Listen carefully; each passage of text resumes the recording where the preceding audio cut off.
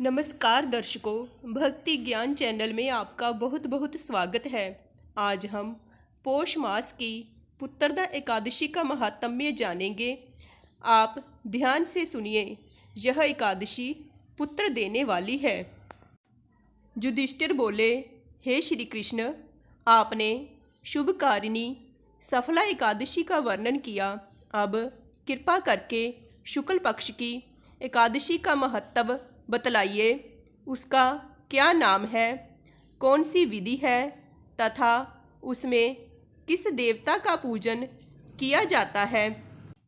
भगवान श्री कृष्ण ने कहा, राजन, पौष के शुक्ल पक्ष की जो एकादशी है उसे बतलाता हूँ, सुनो।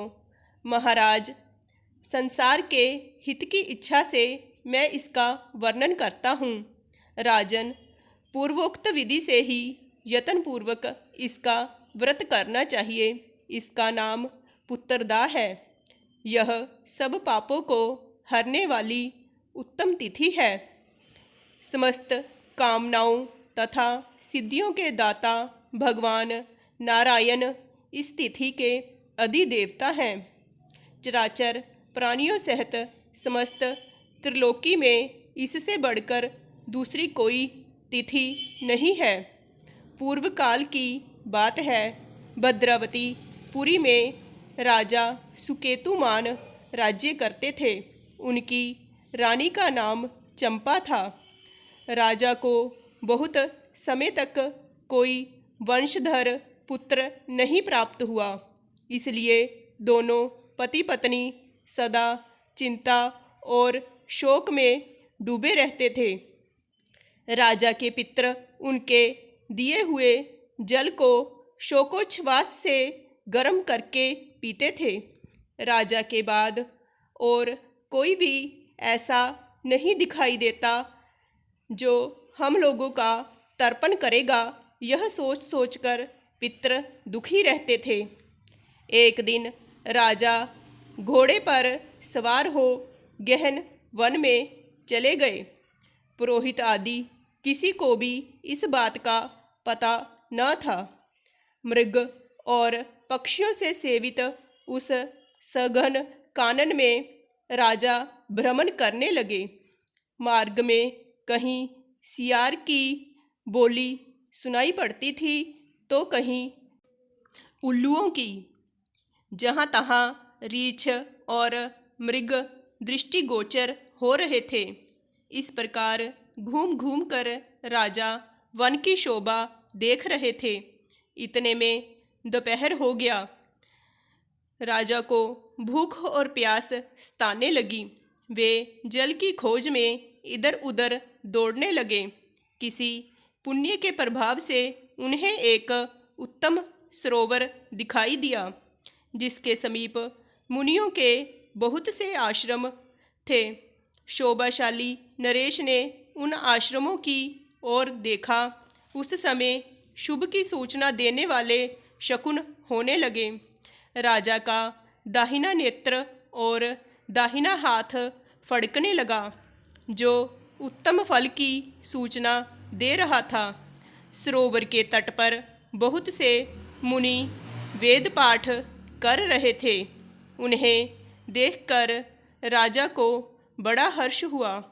वे घोड़े से उतरकर मुनियों के सामने खड़े हो गए और पृथक पृथक उन सब की वंदना करने लगे।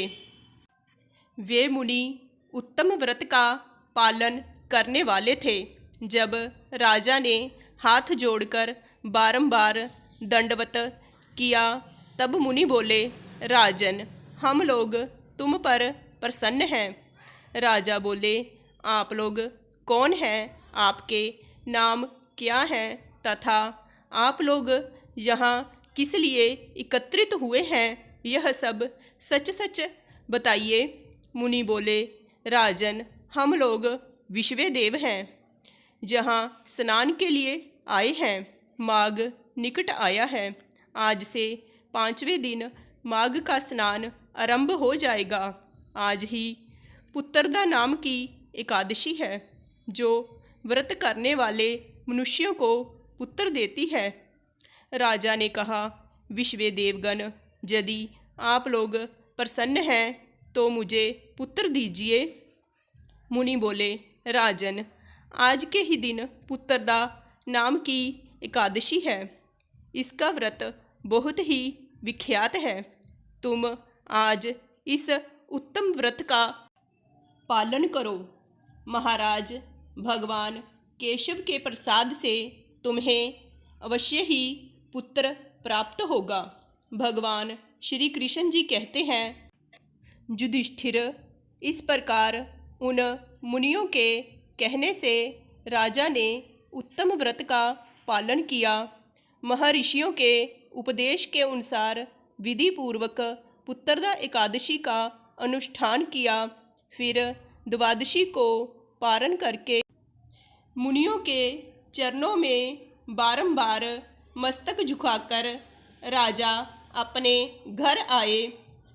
इसके बाद रानी ने गर्भ धारण किया। प्रसव काल आने पर राजा को तेजस्वी पुत्र प्राप्त हुआ, जिसने अपने गुणों से पिता को संतुष्ट कर दिया। वह प्रजाओं का पालक हुआ। इसलिए राजन, पुत्रदा का उत्तम व्रत अवश्य करना चाहिए।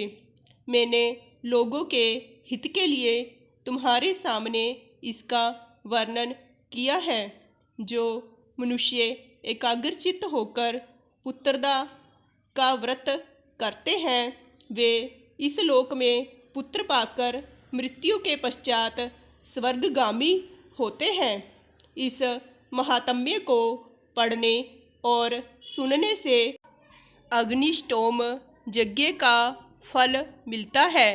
बोलिए कृष्ण भगवान की जय।